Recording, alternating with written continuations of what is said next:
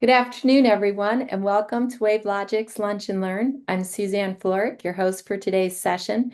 We're excited to have you with us for what promises to be an engaging and insightful conversation with Jason Steenhoek, an expert in RCC roller compacted concrete. Before we jump in, let me quickly run through a few housekeeping notes so you can get the most out of today's event. Today's session is being recorded. A copy of the recording and any presentation materials will be emailed to you afterward. For best viewing experience, we suggest trying the gallery view or speaker view. You'll find this in the upper right-hand corner of your Zoom window.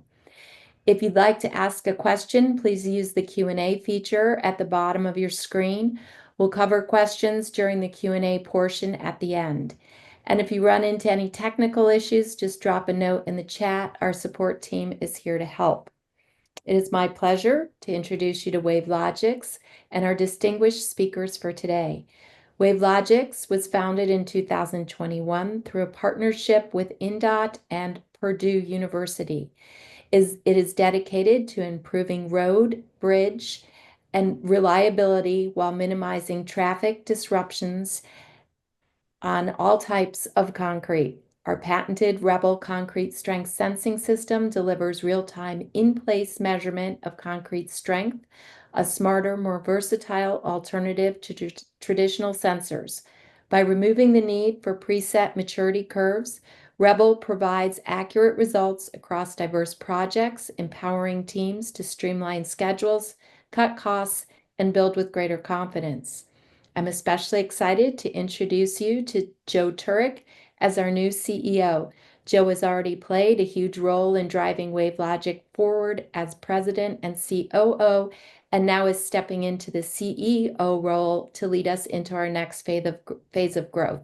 He combines a deep understanding of our technology with a sharp focus on execution, and he's passionate about helping our partners build faster, stronger, and smarter projects. Please join me in welcoming Joe. For today, we're joined by someone who knows roller compacted concrete inside and out, literally from the ground up. Jason Steenhoek, project manager at Choice Concrete, grew up on a family farm and has carried that hands-on work ethic straight into construction, where he now leads some of the Midwest's most impressive RCC projects.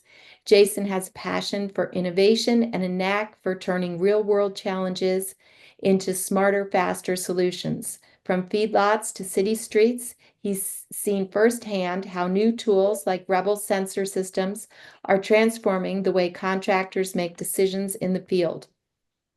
We're going to dive into this journey and talk about the evolution of RCC and hear some great stories from the job site. Whether you're an engineer, a contractor, or RCC curious, you're in for a conversation that equal parts practical and inspiring. Let's welcome Jason. There's no better way to kick this off than with our CEO. Joe, take it away. Great. Thanks, Suzanne. What a great introduction. How about that, Jason? We're distinguished guests. I love that. Yeah, I love the sound of that. No one's Experts. ever, never, no one's ever called me distinguished before. That's fantastic. Yeah, that's Well, great. what a pleasure to have you join us today, Jason, on our Wave Logics journey here in our webinar series. Um, what an interesting background. What really drew you to getting into RCC? How did that happen? My previous background was more on the asphalt side of things. So I was involved in a paving outfit in Des Moines that did a bunch of different asphalt projects all over. Got to start to really like get a good feel for paving and what those projects kind of all entailed. And it kind of came up one day where similar to I talked about your first experience with RCC was actually in a subgrade treatment and stabilization. And Mhm. early on, it was back in like 2020 was kind of the first introduction where on asphalt projects, one struggle is the base, right? You need a solid base for the product. So you do a lot of different overlays projects, but when you do like a full depth project, one thing that's pretty common is you base in a project and you come back later and surface it, right? A challenge that we always had in the field was stabilizing, what was underneath. So that base it just seemed like, you get soft spots and issues going along, or early on, like building in a warehouse, for example, you put your base in, so you can start to get traffic on it and build a project. And at the very end, you come back to surface it. And then almost always you come back and see how much you have to patch, tear back out, fix, that sort of deal. So I was involved with a project. Actually, the company itself was doing an expansion, and they used RCC basically to stabilize everything underneath, and then they did asphalt on top. And I was just really impressed. The application on it, they used a paver, cat paver to put it down. So wasn't the pavers they use now, like typically with RCC, but it was just crazy. Didn't have any experiences. Like, what is this stuff? Right behind it, the strength of it was incredible.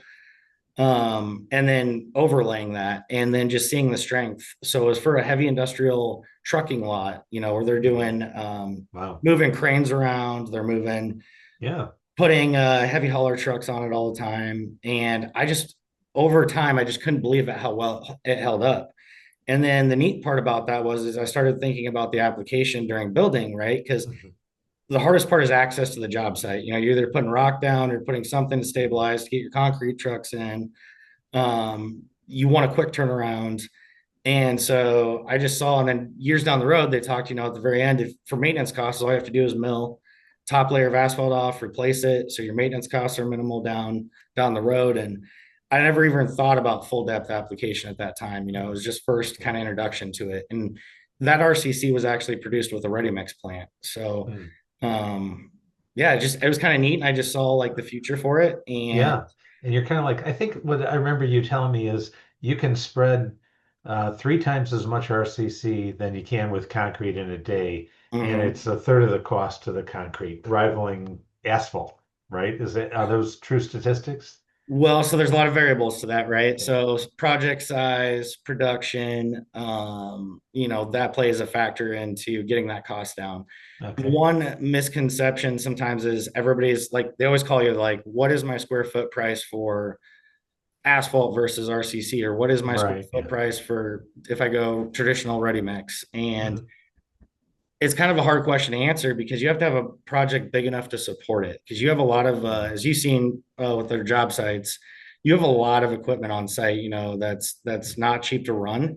Where that's made up of is you have significantly less labor to install it, right? Okay. And the quantities that you get down daily. So I would say every application is a little bit different, but yeah, like on big projects, especially the feedlots out in Nebraska that we're doing, Mhm. the cost has been a third to half of what they would do during a traditional wet pour. So Wow, that's amazing. yeah. Now I have some pictures showing up from one of your job sites, one of the feedlots out in Nebraska.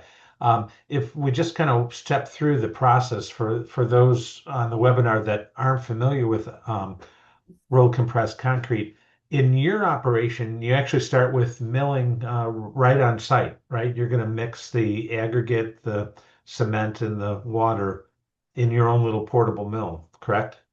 Correct. So that's one thing that also gives a huge advantage in our industry, right? So Mhm. a lot of those costs, you just asked me about costs on a project. A Mhm. lot of that is trucking and haul Mhm. distance. So on asphalt, sometimes you might have to haul the product an hour, depending on the time of year to a project. Whereas with this, it's really nice. The portable pug mill plants, batch plants, we can put right on site for a project. They Mhm. typically set up in 1 to 2 days. And uh, they're just so versatile. So that's one Yeah. advantage. You're producing the mix right there on site. Your trucking's Yeah. pretty minimal. So Um, it mixes it, then you convey it into the transport trucks, right? Yep. You just And pile. Yep. in that photo, we're actually using haul trucks Mhm. to transport Okay. for this Yeah. project. That's one of the biggest projects we've done, is the pictures Yeah. I mean, showing. and then you just dump it on site, which I found so amazing. And I was only familiar with concrete, wet concrete. It's like, oh my God, it's like a pile of dirt, right? And then Yeah. you're actually Yeah. just spreading it out with a bulldozer out into the field. And Mhm. that's the RCC. It has the cement and the water, and it's a real dry mix, right? Very dry mix. Yeah, Yep. I think you were And showing us you just kind of crunch it in your hand and make a snowball, and if it stays together, you got enough water in there, right? yeah, Yeah. and that's another thing, you're constantly adjusting. Your moisture is one of the biggest things too, adjusting on the fly. If it rains the night before and your aggregate's all saturated, versus, very dry, you got to make adjustments pretty quickly, to Yeah. make sure that you get your moisture where it needs to be. You guys are like Um, real scientists. And then you finish it with rolling it, right? With a regular steamroller, and Correct. Yep. there you So go. this application, there's two. I just want to clarify. So you have Hmm. paver placed projects with a tamper bar screed, Okay. high density pavers, and then in this application on the ag side, they're dozer placed. So Hmm. uh, some people are like, well, "What's the positives and negatives of that?" The production is very quick with a dozer placed. Hmm. Smoothness is not, going to be the same as a paver placed product, right? So Yeah. again, it goes into what application you're looking at, Sure. If you're equipment doing a type. big field or you're doing a roadway in a Yep. municipality, big difference And in that. Yeah. and the cost thing too, you mentioned, like another factor is what's neat with RCC is you can make it out of so many different types of aggregate, right? So Mm-hmm. you try to source the closest aggregate you have in your area and you Hmm. make a mix design based on that. So Yeah. the mix designs in Nebraska are very, very different than, the mix designs in Iowa. Hmm. Iowa has a lot of limestone, a lot of bigger aggregate. In Nebraska, they run a lot of like 47B, Hmm. just different types of mixes. So Yeah. And then we used our sensors, of course, in the RCC project, and that had its initial challenges because you were pushing our sensor into the ground when you rolled over it. So you came up with the idea of just mounting it right to a piece of plywood board about 18 inches by 18 inches, and that's how we supply it to you now, and out into the field and away you go, and then hook the data logger up someplace. It's great. There's our technician. He got the truck stuck in the muck somewhere in the, So in the field. it's so that actually out there. So we're out in the sand hills with that project, and it's kind of it's the first time ever really paving on sand and just going seeing the process of how they basically get a site ready and prep it. And yeah, it's he got off the edge of the road a little bit there and got stuck. I think that took about all of about 10 minutes for Ray to get stuck there. So I had to get some good pictures of that. Yeah, that's great. Thank Hey, God you Joe, had the. maybe take a moment and present those pictures so everybody can see them. It'd be kind of cool for everybody to see what you guys What are. when you say present them, Can you show the slides with the pictures? Do we have them? are you not seeing the presentation, or the you're not seeing any I'm of the seeing it on pictures? my side, but Are Yeah. I'm not are you sure. seeing it on your Yeah, side? yeah, Oh, okay. okay. Yeah. Okay. Okay, All right. okay. Yeah. Cool. Okay, Just good. checking. I was hoping so, so that's great. And then, one of the unique things that I think we had some advantages with, 'cause right now you do cylinders for your strength. And when you've got this super dry mix, you have to use a vibrator and a weight that actually pushes the um, material down into the cylinder, and it ends up being very dry. It looks like sand in a tube. It's hard to believe that it actually hardens enough for you to actually do a compression test on it. Of course, our sensors are immediately just kind of sensing the compressed concrete, and as it's curing, away we go. Your mixed designs typically end up around 3,000, 3,500 psi, Jason? So that mix that you're looking at there, that was the I would say like a lighter mix. That was the Okay. 47B in Nebraska. So um depending on the job site, they'll have a specification what you need to meet based on the engineer. On that Hmm. site was 3,500 PSI at 28 days. Okay. I would say our typical breaks with that mix are between 4 and 5,000, 4 to 6,000, Okay. depending on how much powder you want to put in it. And that was another factor with these sensors that we talked early on is where do we need to have our powder to achieve that comfortably, but not go overboard, right? Because Right. the Portland's one of the big expenses in the RCC industry. So, but yeah, that one, we'd have to look back at our testing, but I think we got over 4,000 on just those cylinders I at think so. B7, Yeah. I believe. So, Yeah, yeah, it came up pretty quick, which is neat. Within the first 3 or 4 days, you were up over, I think, 3,500 PSI, and then it kind of leveled out.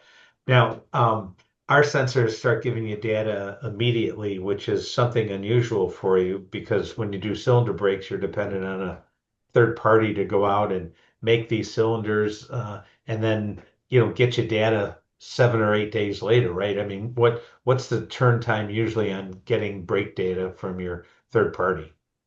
So it really depends on the testing agency, the location of the job site, but best case, we're getting 3-day breaks back with Okay. info. Hmm. So we generally, what I have seen is they will actually make cylinders in the field. And out there, they're using a hammer drill basically to compact Okay. it. And Hmm. I've seen some variability between an actual core break versus their cylinders. Hmm. The cylinders they make are generally, they tend to do a little bit better on the brakes, so it's a little Hmm. deceiving. But going back into the application, I would say for us, um, they have to travel a long ways to get the brakes. So sometimes we've even had to wait 7 days, right, to get our brake data on Yeah. that one location. On Hmm. that job site, we're doing 2 to 3 acres of concrete per day. Hmm. So if you stop and think about your exposure, right? Like if you have a bad area or you have an issue with the plant or something's going wrong with the mix and you Right. don't get your data back for 3 days or 7 days, you have a lot of exposure, if it Right. doesn't meet that testing.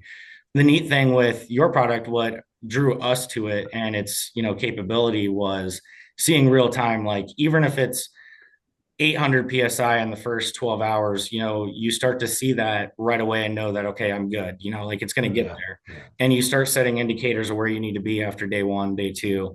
And Right. then what they're kind of doing right now is just confirming it, based on the core breaks, right? Hmm. So we can talk more into that. I don't want to get too ahead of myself there, but that was our initial.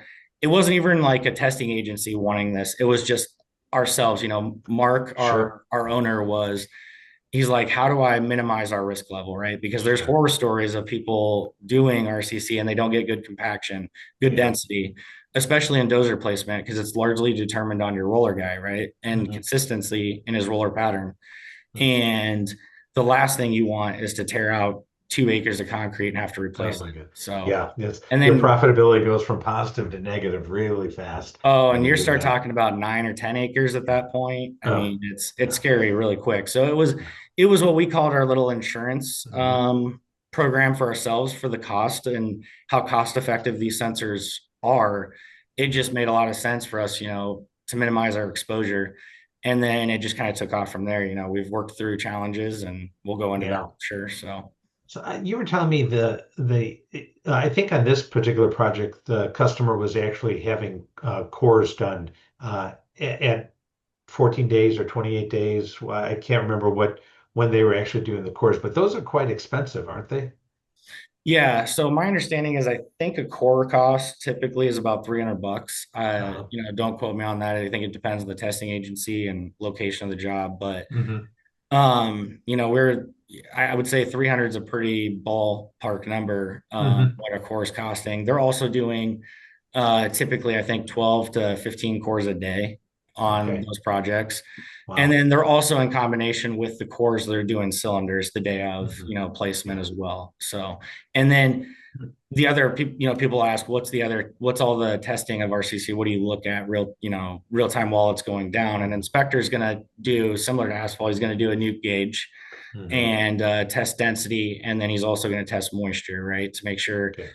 based on your mix design and application, you have different levels you need to hit. Hmm. But you need that compaction to be, in the 90s Yeah. for a final product. And um, RCC is just so strange. Like ready mix, it's poured, form it up, pour it. Everybody thinks, well, I just can't believe it doesn't have rebar in it. How is it Hmm. strong or how do you get a strong product? And it's from that aggregate interlock, right? Hmm. So that all is determined on the density. So um, the strengths are crazy. Like when I start showing numbers, if mix is back, I call it back home, back in Iowa. on a limestone mix, it's not uncommon for us to have a 9 to 12,000 psi mix without really even trying. Really? Yep, Wow. yep. So Yeah. that'd be like a 3 ag mix versus in Uh, Nebraska is a 1 ag mix. So okay. we can talk about that later if that's what something you want to go down the road in, Sure. or if people Yeah. have questions on that. Okay. Yeah, Yeah, that's it's kind of depends, like just like when you call it order ready mix, yeah, depends how much money you want to yeah, spend, what kind of mix you right, need for your application, how strong, you need it to be. right, So, right. So I mean, and that's really a fascinating juxtaposition of wet concrete compared to dry concrete. Wet concrete is, you vibrate it, and it's just the weight of the mix that kind of does its own compaction, and as the aggregate settles and the paste kind of comes up to the top, it's kind of self-leveling, self-compacting. But you're rolling over your aggregate and, like you said, interlocking and crushing it together. It's something you can't do with wet concrete, obviously, mhm. but it is fascinating that you can do that with RCC and get some of these incredible strengths that you can't get with wet concrete without cranking up the cement, right? Well, and not just that, like what's crazy, what people just can't wrap their head around is like where it'll break in 24 hours. Like Hmm. we've had projects where they're on it the very next day, and Mm, that's unheard of. yeah. Depending on what the ambient temperature is and some other variables, what time of year you're paving and where. But Hmm. a lot of the stuff in Nebraska, they're on it the very next day. So Yeah. the guys actually drilling it for the fence posts, Hmm. they were complaining because if they waited more than a day, it was hard to drill. Like they were going through pits like crazy. Yeah. So they were like, they got to the point where they're just literally doing their post right behind us as we're paving, just so it was Oh my gosh. That's like amazing. the strength. You go into, Mm, you talk about projects and yeah. production, and every project's under a time restraint, right? Mm, It's always 911. It's always got to be opened immediately. It's always a stress on the contractor. Um, and I think it just opens a huge door of possibilities when, hmm. you don't have to wait 7 to 10 days like with a ready mix, Yeah. or you can be on it the next day or within 2 to 3 days. I mean, you're easily going to be at that 4,000 PSI within Yeah. sometimes even a day. It's just crazy. I've had 1 day breaks at 4,000. So, Yeah, that's really fascinating. And like you said, there's an art to it for sure because weather plays a big factor in it. I know we were out on the site, we were going to lay some sensors, you're going to do it, and then a storm blew through, and that wets down the ground, and now you got to wait till things dry out, right? And then you got to adjust your cement in the mix, and I mean, what a yeah. lot of variables you got to work with to make sure it all comes out right.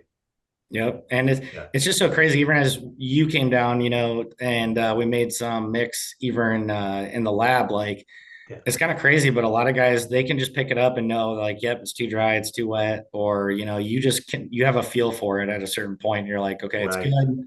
or it's not, and that's what's cool about these portable plants. Like they're actually pretty advanced. You can do everything on the fly. Like they're calibrated. A lot of them can get DOT approved. Hmm. There's different styles. There's weighted plants. There's Hmm. volumetric plants. Just depends what your application, what your need is. Yeah. I guess in Nebraska, the hardest part is just keeping up. The plant runs full bore at 600 ton an hour. It's Hmm. capable of running 600 ton per hour. Is the one that we're running right now is a rapid Okay. 600. Hmm. And I mean, with haul trucks and how fast it's going down, like even then, sometimes it's not quick enough. But Yeah. if you were to replace it with a paver, it'd be a different. You would slow down and run a little bit different speed. But On that one. Yeah. again, your factor on, you'd ask, well, why dozer versus why paver? It's going to come down to the smoothness the product needs to be, right? Right. On the cattle side, it doesn't have to be. They in Super fact they smooth, don't right? want it smooth, right? So it's harder Yeah. on the cattle. It has to have a rough texture. So Yeah. we leave it very rough on the surface. Hmm. And again, let me know if I'm getting ahead of myself. But the two major things Hmm. people are going to ask with RCC is it a finished surface or an unfinished surface, right? Hmm. Um, do it both ways. So Nebraska, what we're doing is mostly unfinished surface, unless it's for a Hmm. silage pad, then it's finished, meaning we put power trowels on it and you change the water content a little bit. So Hmm. your moisture is different on a finished versus an unfinished because you have to have the ability to get some of that cream, right? to Yeah. the surface. So you're going to change your powder levels a little bit, Uh-huh. and just having the ability to have a crew be able to, seal that top surface up and put a broom finish on it is pretty Yeah. cool. So Yeah. Yeah. You showed me you took me into town and showed me a municipal street that was RCC, and I think it was 5 to 6 years old, and it looked like it was just laid yesterday. That was absolutely gorgeous. yeah, that one actually, what was that? That might have been 2 years old on that one. I Okay. can't All remember right. which one. So we did a couple pilot programs with the city of Des Moines. So Mhm. this is like a positive and negative side all wrapped up into it. So I won't go into a ton with it, but it was, um, I thought it was really like success, but there was also failures with it. So we did a pilot program where we did an unfinished project Okay. or an unfinished surface for a city Hmm. street full depth. It was a 7-inch street, and it was kind of cool. I was able to bid and get one of the first full depth RCC streets in the city of Des Moines with Hmm. help with some engineers, and we just went together, came together, and designed a couple, low speed residential streets that we could try this on. Hmm. And the first one was an unfinished product. They wanted, we really wanted to finish it, but they're like, no, we just want to see what it's going to look like unfinished. Is it going to be like gray asphalt? What's it going to be like? What's it going to test Hmm. like? And at the time, it was early on, like in some of the mix design, we were running a river rock mix. Hmm. And, I feel like the major issue there is we had too much, D57, bigger aggregate on the surface. So that Hmm. one ultimately had a few pop out issues on the surface. Structurally, everything good there. It just, in my opinion, it started getting those, voids on top, open and exposed, and it had the bigger aggregate pop out, So at the Okay. time, looking back, I wish we would have done, a finer aggregate or a limestone mix, or, Hmm. if we would have known leaving it unfinished, it would have been probably a little bit different there. But Hmm. the other one, as you saw, was a finished product. So that one Right. was power troweled and broomed. Hmm. And it's kind of crazy. That one was also actually considered a failure as well. And it's, like early on, we're all gung ho. You think you know everything about RCC, but I promise you, nobody knows everything about RCC. You get bits and pieces about what everybody's trying. You hear what the guys down south are doing. And you talk to a lot of different contractors and mixed designs and techniques, right? And we were running paver placed. That street was all paver placed, Hmm. and we were running 3D technology on it. So it was all run, we had a file and everything, ran the file on the surface. So kind of cool. It was a Leica program. In my experience, Leica makes a very good product for these pavers Hmm. and ties into asphalt too. I think our future, we're going to see more 3D controlled milling, more 3D paver placed, even in the asphalt world, right? But long story short, we did not really run that same equipment on the grading crew. So we had another company come in, they graded it. And I, I don't know between the two what all the issues were there, but the file that we ran on the surface was perfect, but the grade was off. Hmm. So that street was supposed to be, I believe, a 6-inch street. And turned out beautiful, looked great. We were all happy, it got done. We redesigned the whole street to slope a complete different direction, Hmm. added curb to it, everything. And then we got our cores back, right? And Yeah. cores came back shallow, and we're like, Uh. there's no way. And so, like, the file was perfect. You Mhm. check it as you're paving. You got total stations set up. Everything was right on with the surface, and it ended up being a lot of it was 4 to 5 inches, and Yeah. um you're like, man, how did we mess up, or how didn't we get a Mhm. good depth check, right?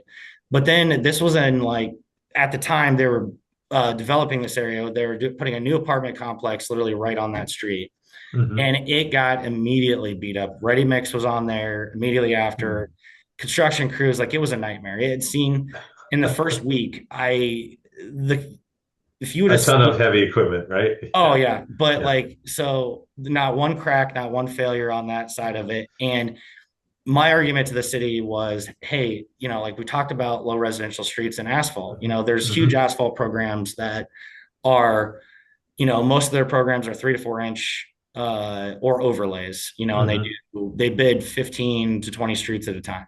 Mhm. And I was like, well, here's a street that went in 4 to 5 inches. There were some areas that was 6, but for the most part it was shallow. But I'm like, look at how it held up to heavy construction traffic with no Yeah. subgrade prep. They didn't want on this particular street, it was a Mhm. very small residential. They didn't want to spend a bunch on, you know, doing a whole subgrade prep. So they're like, we're going to stabilize it with RCC, right?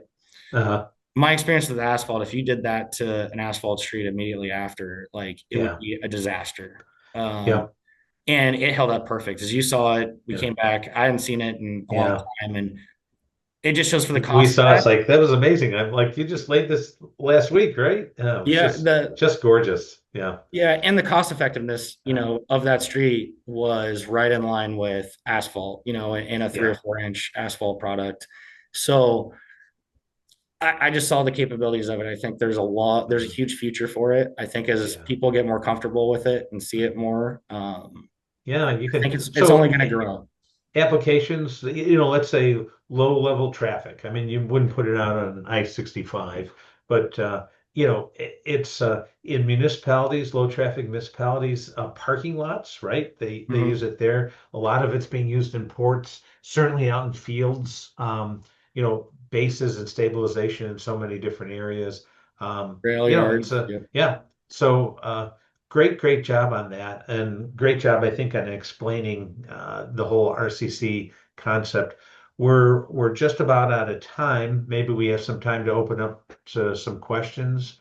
Sue, do we have any questions at all from the field? Well, I sure would like to know a little bit about Jason's background before he got into RCC because it's super interesting. And I don't. I don't know about that. It's super interesting. Um, yeah, I went to school actually for criminal justice. So that was just a passion of mine and always has been.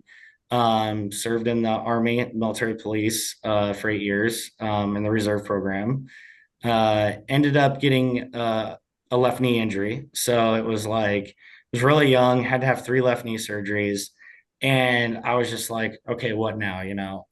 My goal was back then to work full time as a law enforcement officer. And I just completely changed gears. At the time I started just getting, looking to see what was going to interest me. And actually worked for MediaCom. Had great experience there. I've always been kind of blessed with awesome mentors along the way and try to surround myself with, good mentors at every company I've worked at. And yeah, so anywhere from fiber to coax and working in the field on the, MediaCom side to getting into asphalt after that and completely switching gears. Uh, I don't know. It's just kind of been a ride along that way of learning some of the survey background, bidding projects, just seeing everything that goes into and all the moving parts of a of a construction project. One thing anybody you talk to in the asphalt world, and same thing, I think a lot of the same applications apply in the RCC is, trucking's key, the plant's key. Everything has to go together smoothly. And if one thing breaks, it impacts everything. So, I don't know. At first I was just like, this is crazy, like all the moving parts and coming together and how fast a project goes together. But even on the RCC, one piece of equipment goes down and you're just dead in the water.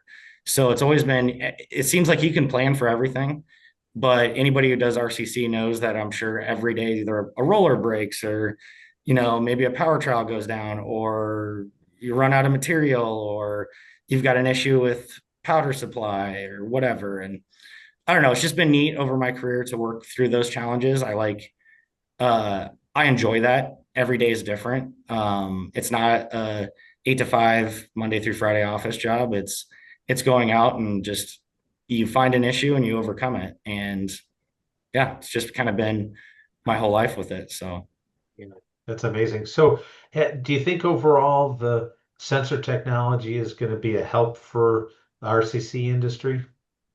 absolutely. I think, we've been, working with you guys very closely and a big part of just the test protocols and just testing accuracy and adjusting for different things and looking at different variables like you pointed out, we're in a very sandy soil where we're currently at, and just, stabilizing that sensor so it doesn't get turned sideways or different direction or anything. We've struggled with signal issues out where we're at in Nebraska. You barely have cell service. Your data loggers need to have connectivity, to be able to work. You guys have worked very quickly to resolve those issues. It was within a couple of weeks, you guys had a whole new set of data loggers out to us, with better cell signal. Battery life is another thing, that's been a challenge. You connect it, and if it doesn't go the full 3 days, or if the battery dies early on the data logger, then you're messing with swapping that out and trying to recharge them. And pretty quickly, you guys designed, the battery pack extenders. I would say those were the first two immediate challenges with it.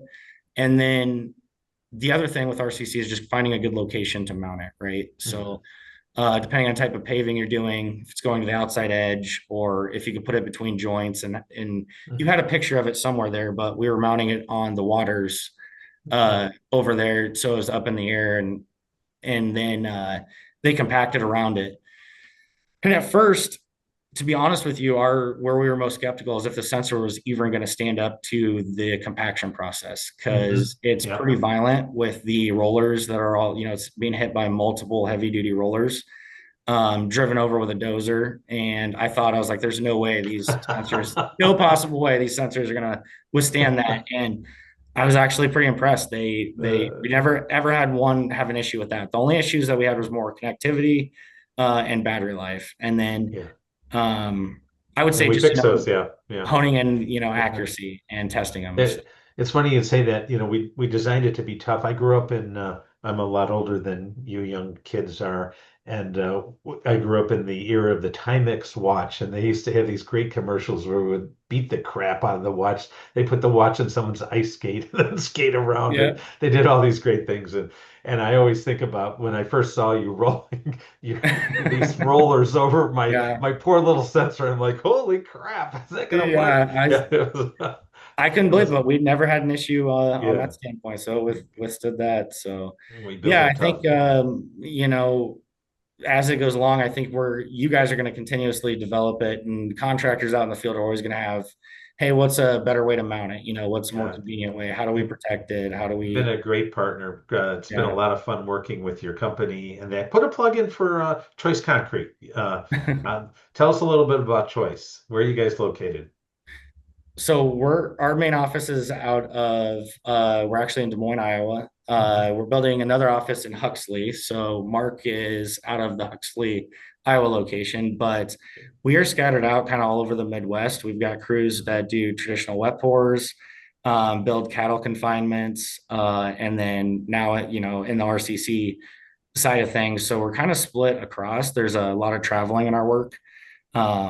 Anywhere from Iowa, Wisconsin, Illinois, Nebraska, a little bit of everywhere. So that can face its own challenges with equipment or personnel or, those things. But it's so neat to just see the different types of projects. And it's been great so far. So yeah. And your main role with Choice is what? Oh, a little bit of everything. I don't know. It just depends on the day. Today it's talking to you on a webinar, but we anywhere from helping out at the plant, calibrating the plant, or help with training or setup with the plant. I learned with Rapid came out and taught me a lot. Just learning the ins and outs of how the plant's set up and works. I'd say I'm involved in the QC process and tests ahead of time. We try to, before we just put a product on the ground. In RCC, it's always good to do some test cylinders. A lot of specs are actually going to require a test pad. So they're going to want to see you do a test pad prior to doing like a city street, so that they can make sure that you're going to be able to achieve what they want to. Yeah. So I do QC and then bidding work as needed, and then business development as well. So yeah. And are you concentrating on the ag community, or do you do everything?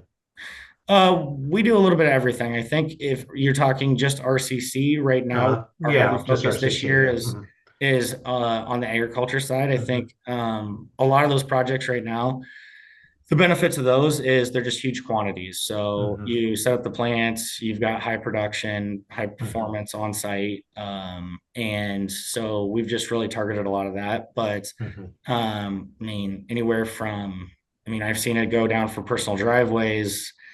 Like I said, even like smaller municipalities, a big struggle is, especially if you're an engineer designing a project for a small municipality, their budget, right? Every year they're like, hey, the city street departments of 10,000 population town, we just don't have the budget to do, so they do chip seal or they do asphalt. Mhm. This is a great product that over time I think they should look for because of the longevity and the low maintenance.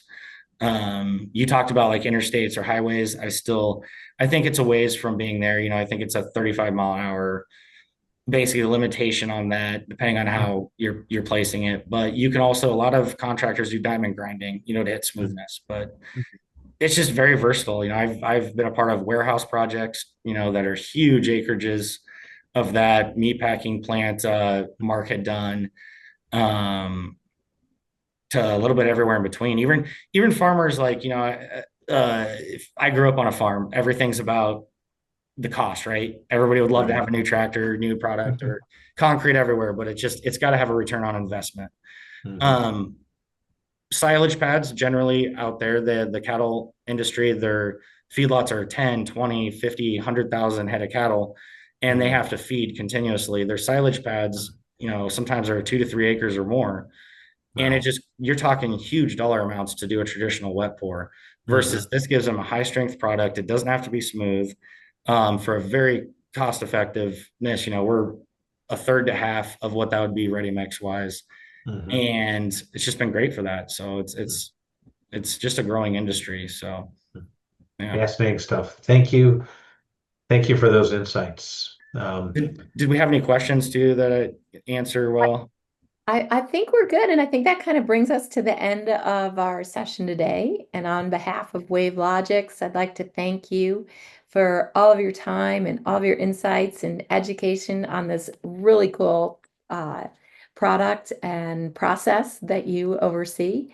And a quick reminder to everyone that the recording and presentation materials will be shared after the webinar, and we hope you have a wonderful day, and we look forward to seeing you at our next Lunch and Learn. So thanks. Thanks, Jason. Thanks, Suzanne. Hey, See you all thank you next Thanks, month. both. I Michelle. appreciate it. Okay. Thank you so All much. right. Bye. Bye-bye now.